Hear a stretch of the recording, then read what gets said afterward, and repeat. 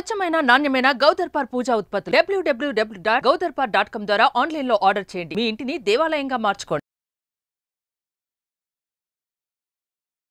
నమస్తే రమగారు. నమస్తే జయ. అయితే ఈ రోజు మిమ్మల్ని నేను ఎక్కడికి తీసుకొచ్చానంటే బోడిపల్లిలో ఉన్న గౌదర్పార్ దగ్గరికి.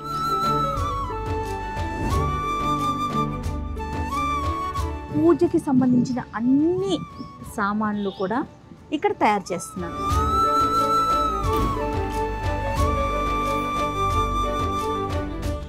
ఇవి ఎలా తయారవుతుందంటే స్పెసిఫిక్గా గౌ దగ్గర నుంచి మొత్తం డీటెయిల్డ్గా మీకు నేను చూపిస్తాను రమ్మగారు.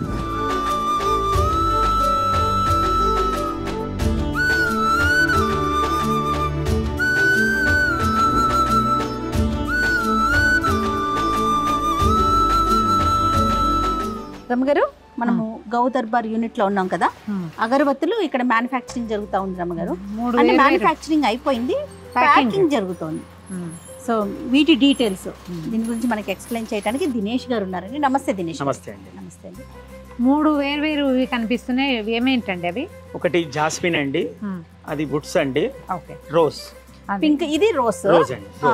Okay okay. ఈ తులసి అండ్ బిల్వ పత్ర కూడా ఇచ్చారు. అంటే ఇవి ఎట్లా అంటే జనరల్ గా ఇవి ఎలా తయారు చేస్తారు? పంచగవ్య అండ్ ప్యూర్ హనీ రాస్తుంది కదా, దాని నుంచే తయారవుతుంది. దాని నుంచే అండి, దాని నుంచే తయారవుతుంది. ఇప్పుడు 14 టైప్స్ ఆఫ్ హర్బ్స్ తీసుకొని మనం 14 రకాల వనమూలికలు పౌడర్ చేసేసి మనకు పంపిస్తారు. దాన్ని మేము రాబత్తి మేకింగ్ చేసేటప్పుడు మిక్సింగ్ లో కలిపేసి హనీ, ప్యూర్ హనీ ఇవన్నీ వేసి రాబత్తి తయారు చేస్తామండి. తర్వాత ఎసెన్షియల్ ఆయిల్స్ లో డిప్ చేసి ప్యాక్ చేస్తాం. అంటే ఈ బిల్వపత్ర అండ్ తులసిది వీటి ఒరిజినల్ ఇవే ఆకులే కలుపుతారు కొద్దిగా.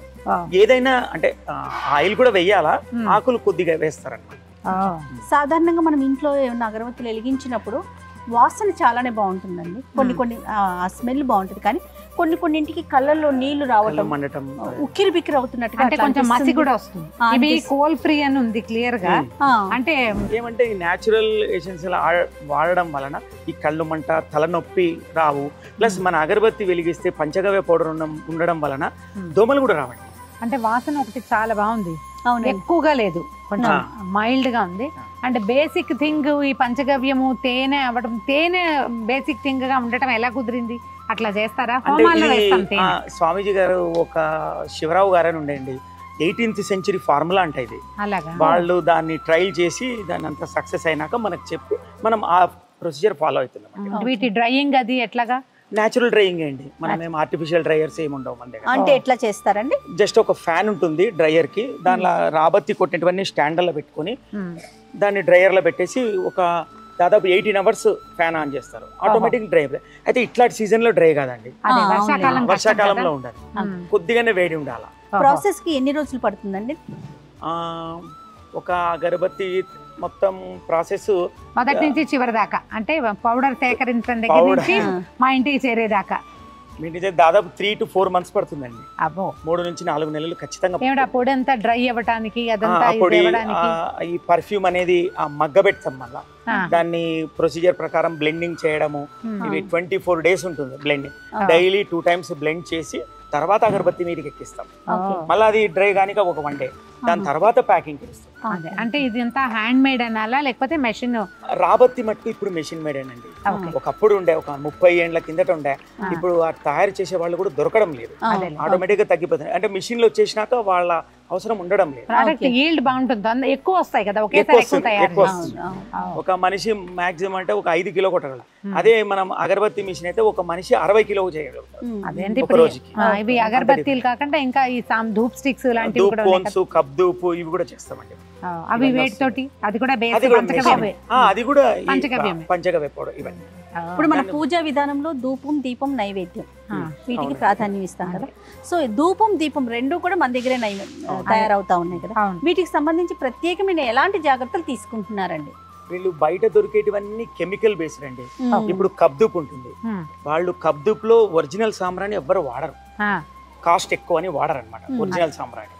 వాళ్ళంతా ఈ రాలం పౌడర్ వేసేస్తారు, అది పొగ వస్తుంది, మంచి పొగ వస్తుంది రాలం పౌడర్, కానీ అది కబ్దూప్ అంటారు వాళ్ళు. కాదు, మన దాంట్లో ఉంటుందండి.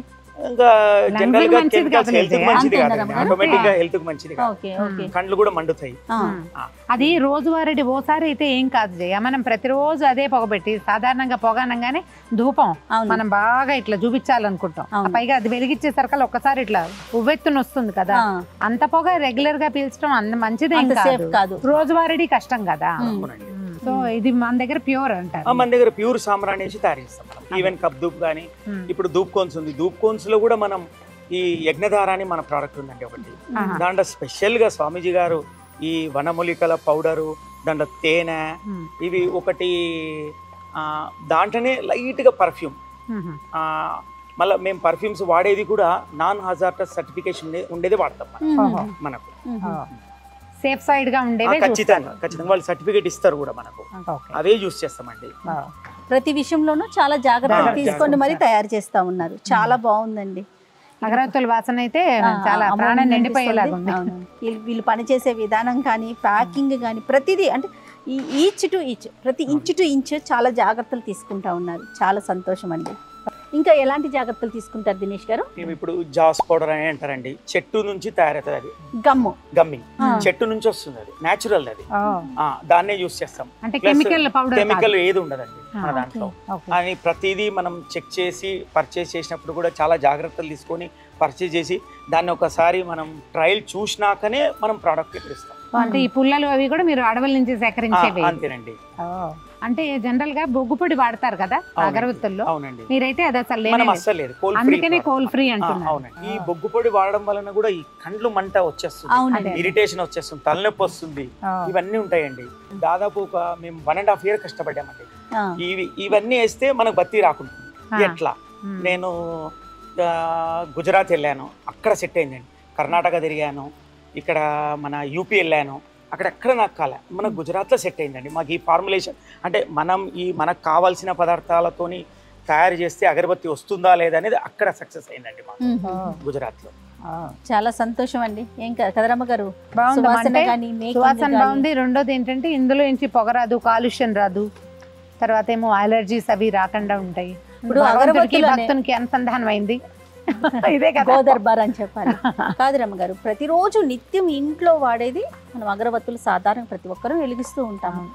వీటిల్లో ఇంత జాగ్రత్త తీసుకొని ఎలాంటి హాని లేకుండా, కెమికల్స్ లేకుండా తీసుకురావటం అనేది నిజంగా చాలా సంతోషించదగ్గ విషయం. అందులో గోవుకి సంబంధించిన ఉత్పత్తులు, ఉప ఉత్పత్తులు ఇందులో వాడటం అనేది చాలా ఆనందంగా అనిపిస్తూ ఉంది దినేష్ గారు. థ్యాంక్ యూ అండి. థ్యాంక్ యూ అండి. నమస్తే. నమస్తే.